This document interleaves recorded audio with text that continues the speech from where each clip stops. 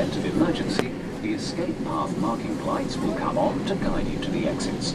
Máy bay có trang bị áo phao cho quý khách sử dụng khi phải hạ cánh khẩn cấp xuống biển.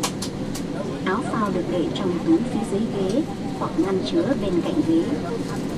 Sử dụng bằng cách lấy áo ra khỏi bọc, mặc áo choàng qua đầu, thắt chặt dây áo quanh eo. Quý khách không được làm phồng áo khi ở trong máy bay.